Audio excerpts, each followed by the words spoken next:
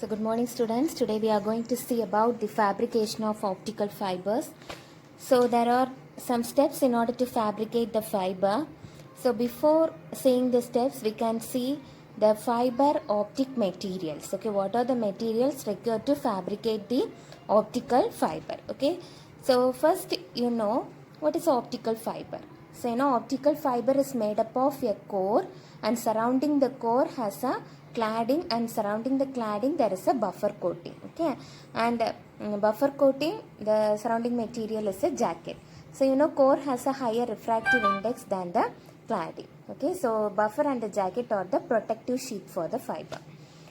And now there are we already studied that the fibers are classified based on the material, based on the mode, and based on the refractive index. Okay, so first one is based on the material. So based on the material, the fibers are classified into glass, plastic, etc. Okay, so first we can see about the glass fiber material. So the glass fiber material is made up of some mixtures. The mixtures are metal oxide, sulfide, selenite, etc.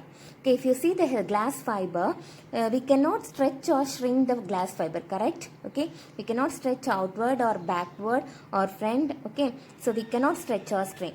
And see, another one thing is the glass fiber do not absorb any moisture, as well as we can't burn the glass fiber. Okay, coming to the plastic fiber, the other name for plastic fiber is polymer optical fiber, and the optical fiber which is made up of plastics known as the plastic optical fiber. Okay, so the plastic fiber can stretch or shrink, etc.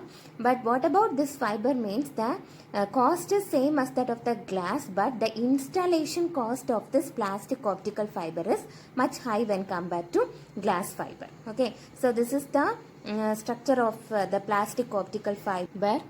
And next one is the photonic crystal fiber. So what is the special about this photonic crystal fiber means, see here, inside the light guiding region. What is the light guiding region? The core transmits the light, correct? So inside the light guiding region, there is in core there is some holes. Okay, there is a presence of air holes. So if you see the diagram, you can understand that there is some air holes inside the core region. Okay, and next is the process of fabrication. So the first method is the preform method. So what do you mean by preform means? It is a cylindrical in structure. Okay, so it consists of some silica composition, that is the preform. So it is a primary process of making the optical fiber. It's the first process. So it consists of some silica composition. And next process is the drawing. What is the drawing process means? The extraction of the optical fiber. Okay, after extracting the optical fiber, must make a coat over the optical fiber. So for making the coat, the important thing is the refractive index of the core must be greater than the refractive index of the cladding. So we can see the process one by one. So totally there are 5 types of fiber fabrication. Okay, so first one is the outside wafer phase deposition. In this process, the preform is made, which is a cylindrical structure with a diameter 250 mm, and it consists of a silica composition. See the diagram, basically there is a glass rod. So in preform, the important thing is both core and cladding will form at the same time. Okay, so we know that the important thing, that is the refractive index of the core must be greater than the refractive index of the cladding. So during formation, we need to, and there is the refractive index for for making the refractive index, we are using the dopant material. Okay, so there is a change in the percentage of dopant material. So if we change the percentage in the dopant material, so the refractive index of the core and cladding may be, there is a variation. There is a refractive index of the core will be higher than the refractive index of the cladding. Okay, so while making the preform, the important thing noted is the refractive index of the core must be greater than the refractive index of the cladding. So for that we are using a different dopant material, and in dopant material we want to make a percentage change, so we can easily obtain the different core and cladding. So here we can make the preform by depositing the soot. So what do you mean by soot means? The small particles of silica. Okay, the soot is deposited on the glass rod. See the diagram, there is a glass rod. So you want to deposit the soot, that is the small particles of silica, in the glass rod. So this is the first method of fabrication. What is that? Outside wafer phase oxidation. That means the preform is formed in the outside of the glass rod. The next method is wafer phase axial deposition. So here in this method, the soot is deposited axially. Okay, in previous method, the preform is formed outside the glass dot. Here the soot is deposited axial direction. So this method consists of 4 phases. One is lay down, consolidation, drawing and measuring. Okay. So same as that of the previous process, only the deposition of silica, there are small particles of silica made axial direction. Okay. And the next process is modified chemical wafer deposition. So what is modified chemical wafer deposition means? The soot is deposited inside the glass tube. So in outside wafer deposition, the preform is formed in the outside glass dot. Here in modified chemical wafer deposition, the soot is formed. That is, the composition of the silica material is formed inside the glass dot. So if you see the diagram, here the glass tube is mounted on a lathe. Okay. So if you see, this glass tube can be rotated. Okay. So what is the purpose of this rotate? It can move back and forth. So you can deposit the soot on inside walls of the tube. Okay, so if you see the diagram, the walls can be moved back and forth. So first there is one glass rod, and this glass rod there is some pure liquid reactant, and we want to add some inert gases. When it added with the liquid reactant, the vapors are formed outside, okay, in the silica tube. So now we want to heat using oxyhydrogen flame. So here there is a specific flame, that is the oxyhydrogen flame. What is the purpose of this flame means? This flame can move back and forth, okay, and now the soot is deposited on the inside walls of the tube. So this is the process of modified chemical wafer deposition. So here the sintering takes place inside. So what do you mean by sintering means? The preform is converted to a solid mass material. So it will happen in the outside wafer deposition also. There the sintering happen outside. So in modified chemical vapor deposition, the sintering takes place inside the glass rod. So the next method is plasma chemical wafer deposition. Okay. So in plasma chemical wafer deposition, see the diagram. Instead of delivering the heat from outside the burner, here we are using the microwave for ionizing the gas.